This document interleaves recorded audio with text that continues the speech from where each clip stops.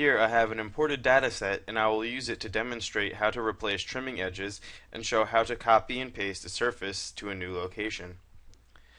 First, I'm going to click on Import DataDoctor. Now I'm going to click on this front surface, and now I'm going to click on the Create pull down.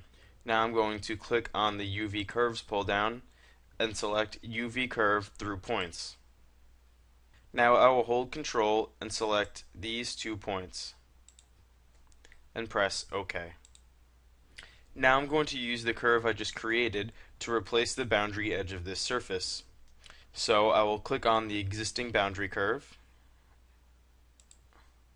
select Replace, and now click on the UV curve I just made and click the check mark. Now I'm going to close all the current gaps in my geometry, so I'm going to click on Tools, Find. It's already set to look for gaps, and I'm going to change the value to 1 and press Find Now. Now I'm going to highlight all 5 of these gaps and move them over to be selected and press Close. Now I'm going to click on Import DataDoctor and select Add to Wireframe and then click Repair. Check off Repair Tangency and press OK. Now the last step is to copy this surface and use it to replace this missing surface.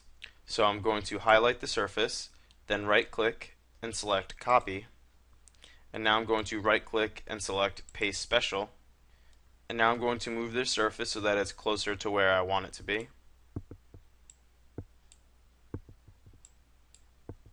Now I'm going to click on the Placement tab, click on Select Component Item, and I'm going to select this vertice and select this vertice on the assembly. Now I'm going to click New Constraint, and again I'm going to click the corners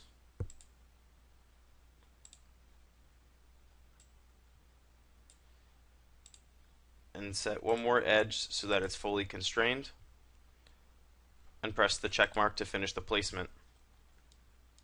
Now I'm going to highlight Surface 271 and Component 247 and click on Combine.